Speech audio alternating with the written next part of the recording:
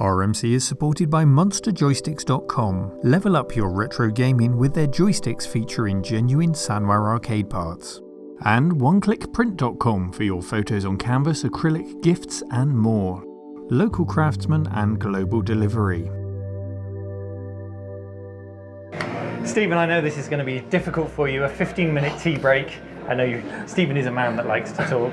Yeah. You recognise Stephen because he was on the channel when he was, well, he hadn't even launched the Kickstarter yet for the Checkmate 1500 case. And we're at a point today where you've actually revealed it, the finished product, for the first time here at SWAG, the Southwest Don't make me Amiga cry, group. it's emotional time. How do you feel it went, the reveal? I think everyone's really likes it. I was a bit, it was like, you know, you make something and you bring it along and people actually really look at it, and no one said it sucked, which is nice. But it's been, come on, you looked at it. The reaction was great, I have to say. The reaction was great. I don't like saying, oh, everyone said it was fantastic. It's absolutely no, you know, this is the reason for bringing it. Yeah, the reaction was great. You revealed your baby for the first time, and I think it went down well. So let's go back to when we met you before. Yeah. I remember there was a point where you were contemplating even which crowd funding service to use, whether it be Kickstarter or something else. You went with Kickstarter. Yeah. Any regrets? Did that work out all right for you? No regrets. The thing was mostly because Kickstarter's more known, and I think that I've forgotten the other one already. GoFundMe, was it? No, the other one, the other big one. The other crowdfunder. Anyway, the other one. You'll all be commenting now. Yeah. So it will come to me, but Indiegogo? no, that's the one, Indiegogo. Because they had a couple of a few bad go wrong, and Kickstarter's had some bad ones as well. But the Kickstarter's always been you must meet your target, or you get nothing. Whereas Indiegogo allowed some of them to be partial target. Right, so they don't hit the target, but they get to which get I the think is a money bad anyway. idea, because if you, especially, it would have killed this if we hadn't reached the target. I'd have had to refund money because it was very, very tightly. You know, the money was organised very carefully. So I think Kickstarter in that way is better. But they did the same thing with Indiegogo. It's a choice that the people make. Yeah. Having said that, the perception for Kickstarter, it's quite funny because as soon as I went Kickstarter, someone said, "Oh no, I don't trust them." But the biggest commitment for you was the moulds, wasn't it? The biggest cost commitment. That's the only reason I had to do it. Yeah. How much were the moulds? For the front fascia? 29 to 30,000. So it's not cheap. It's £26,000. Yeah, and how does it work? When the Kickstarter's over and you've hit the target, do you immediately get the money, or do you have to wait for the Yes, money? you get the money straight away. The money lands in the bank account. They take their commission. So everyone thinks it's 91,000. It wasn't. I mean, they take in total. You lose about. It's 5% commission to Kickstarter. People complain about it. I just no, it's fine. I don't have a problem with that. Yeah. Then there's 3% for credit cards, transactions, that kind of thing. So you lose about 8-9%, which was fine to me because I knew what I was going to get, and I had spreadsheets and everything set up. Yeah. So I knew what I was getting. But of course, that was the main. To build the main product. Mm-hmm. Obviously, it morphed with extras. Yes, we'll talk about that in a minute. But you can understand how, if say £100,000 just landed in someone's bank account, how maybe some of these Kickstarters do go off the rails. Yeah, I've got a savings account. If anyone says no, it doesn't pay me interest, but 0.5%. But I shoved it all. Where you couldn't touch it. No, I could get it. It was instantly available, but I put it in there because it was completely out of my account, out of my mind. So as I needed to pay things, I transferred the money. It's also better for accounting because I've got to account for all this. Yeah. My accountant's got to give them all the paper. So it's gone one big lump going in there, and then I pull the money out as I do it. Yeah. You have to be. You can't go. Oh, I've made all that money. I'm going to go and buy a car. Yeah. I did say to the wife, I could get a Tesla. And then I realised you lot would come out and string me up. Exactly, so I thought, no, I won't. Exactly. So you've got the money in the bank account. Yeah. And now what's the next step in the process then? You've got to manufacture these things. So where do you start? Everything was organised with the metalwork manufacturers. So everything was pretty much complete. The plastic side, we'd made a sample. Mm-hmm. But the metalwork, we did have to do 2 more prototypes. In fact, we did 4 prototypes in the end. 3 metal prototypes and 4 plastics. But the metalwork was done after a couple of prototypes, and then that was nailed shut. And it was just a case of then we just had to order it. Yeah. But the plastics is a bit more complicated. The metalwork was manufactured in the UK. In the UK by the same company, a company called Henderson's in Northampton. And they were the same company that made the other version 30 years ago. Wow. Most of them ain't there anymore, but there's a couple that still remember it. So it was really great to go back to them. Yeah. So that's the metalwork, the folding of the metal, the spraying black and white models, all done in the UK. But then you've got the front fascia as well. So how did that work? So I'd obviously made a 3D print of the front to test it, and originally I didn't think the Kickstarter would do anything, and I thought, well, I've got mine now. I've got my case, right? And at least I have one. So, and then originally I was going to make them in the UK. I'm not going to call them out about this, but I originally went to a company in the UK to make plastics, and they quoted me through their system. And so I added like 20% because I thought over time it's going to go up a little bit in price. And when it came to the Kickstarter being successful, I went back to them for the prices. It had gone up 50%. Oh, wow. In 7 months. Did they have any kind of justification? No. So then I went, China we come. Yeah. And the Chinese. So originally it was you did want to. I wanted to make it all in the UK. Made in the UK. That's not for. Because I believe in global economies. Yeah. I truly do. It was just about I like the idea of it being made in the UK, and just for that because I thought it'd be quite nice. But we couldn't do that. The two people who helped me with I've got UK people helping me with design of electronics. But the plastics was quite a complex process because obviously they speak Chinese, and even the ones that speak English, it's kind of broken English, a lot of emails. But the finished, there was a lot of prototyping stages, and it did take a little while. But the final one, there's one little tweak I think I mentioned. There's one tiny little tweak which they're going to do at the moment and send it out. But I think they are pretty much it. No one's actually noticed the tweak that we're doing, so that's all right. But so what is the tweak for those who don't know? So for anyone who's done injection molding before, because we had to make the top of it, there's a great big gap across the top of the hole, and I had to have kind of a girder construction. And I made one of the lines a little bit too thick, and it wasn't picked up on their test tools, and it caused a little bit of sinkage and a little bit of a slight blotching along the front. Right. You can't see it when you're looking at it normally. You can't see. You have to literally get the part, twist it in the light to find the change in reflection, but it's there. It's there. And so that was one thing. Should I mention the texture? Yeah, go. You mention whatever you want to. The texture. I did say a few days ago on a video about the texture, and I was going to add a bit. The texture's not going to happen because I originally designed it with the texture we've got. Okay, which is kind of I was aiming for kind of silk, and the reason for that on the front bit here. Yeah, I was aiming for kind of silk, and the reason for that was if I'd gone for a full texture like people have been talking about, it's very difficult to get not having too rough or too, and it would have added £10,000 to the tooling costs. Yeah. And I'd forgotten that in the video because it's been a while since I've been doing this. And so of course I got in touch and they said, well, we'll have to but it was going to be not another 10,000 on this. I'd have to redo everything because you have to change the draft, which is an angle. If you imagine when you're making something, okay, you need an angle so when you pull it out, it doesn't stick. Right. And this needs more of a draft. So.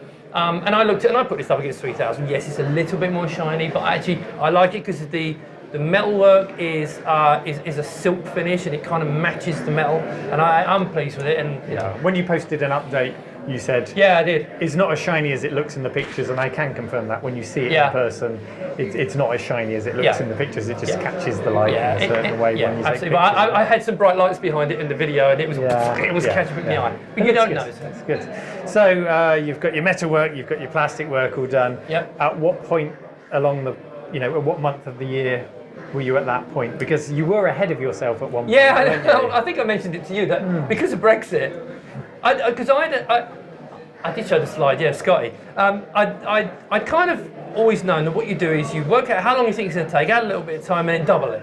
Yeah. Because so many people do these Kickstarters, and they don't allow enough time. Big mistake. So I literally worked out how long it'd be and doubled it. And I was going to be ready in March. But then everything was ready because I was worried about Brexit. I wanted to ship out before Brexit because I thought it was going to be, the world's going to end. And then, so what happened? What changed that was the extras. Yeah. I could not believe. I mean, don't get me wrong. I am so grateful because with the money from the extras, I can do so much. I've done a nice colour box. We've done nice printed manuals. They were going to be electronic. There's so many things we've done that we couldn't have done because of the money we've made from the extras. The problem with it was that it was over £50,000 worth of extras. Yeah. Which, So the case you'd always planned to offer the extras, because that's an important part of the modular design of the case. So you can customize it for PC, Amiga, whatever it is that you want to put in there. Did you introduce any new extras during the Kickstart process? There was no, because we already had the DVD slot drive. That was an stretch goal anyway. There was the gap where you can't see it from there, but underneath the front is a slot, and that was going to be open, and you'll be able to put in your USB. But I wanted something that you could close that gap, and so we made a part. You may put a thing up with this, but a part that, if you have it round one way, it closes it off and it looks seamless all the way along. And if you turn it the other way around, you can then cut a hole out of it to put CF readers in it, USB parts, and you can do what you like with it. So you introduced that as a new extra. Did that prove a popular choice? Yeah. Well, because we didn't have even with the extras, didn't have the fund to pay for this, because it's like $3,000 to do a mould or tool, and so we didn't really have the money. So 4 minutes, you're okay. So we didn't really have the money for it. So I said to people, look, I tell you what, if I can get 300 people to buy one for a £5, okay, because if I 3D printed it, it would cost a £5. So I thought, if you pay a £5, then I'll put the other 1,500 quid, and I'll make the tool in, and then I'll give everybody one, and the people who ordered the £5 one, they'll get another one. So when they mess up the first one, they got a spare. And that's why it's really good. And so that was that's, I think, really makes it, because it looks like a 3000 if you look at the front. There's a very slight gap either end, but it's because draft. I'll get some close-ups while we're talking, so you can see if I haven't already shown them by this point. So it was a challenge, but it wasn't a problem to have £50,000 of extra it was a challenge orders. But you've managed to get on top of that. You've rented out an office just for the purpose of putting together. Starting to get full. If you go over to Stephen's channel, there'll be a link below. You can see. Don't ask me what it is again. Everything arriving.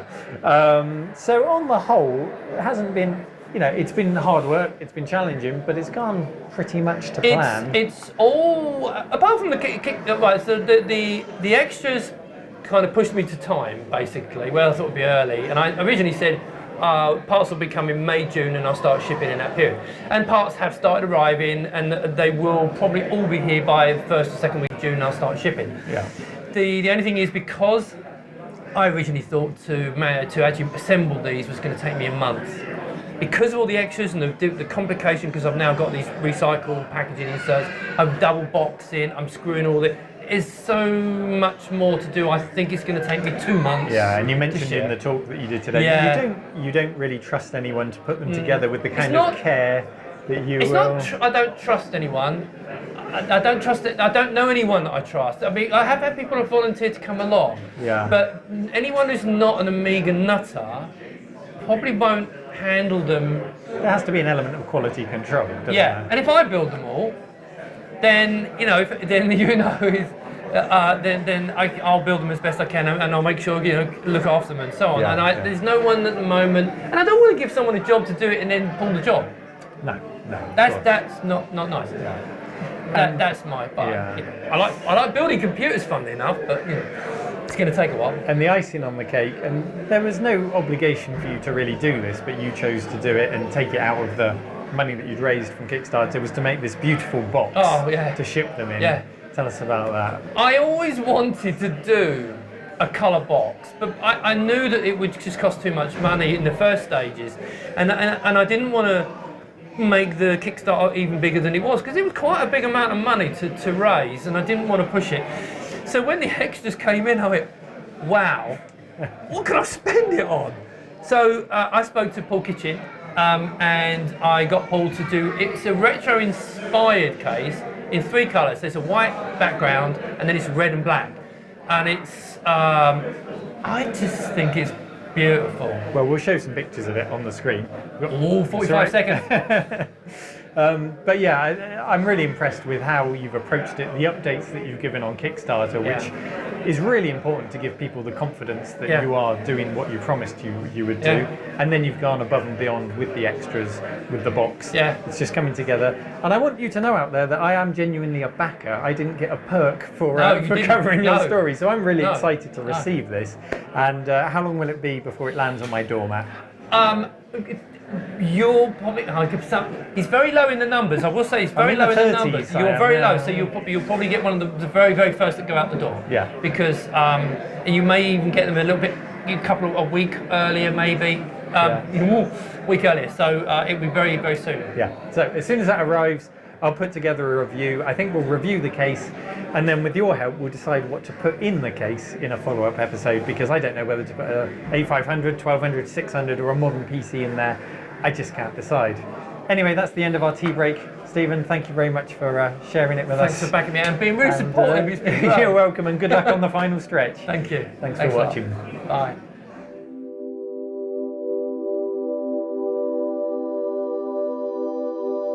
If you enjoy my content and would like to toss a coin into the hat to support the cave, then check out patreon.com/retromancave and join the official cave dwellers you can see on the screen now.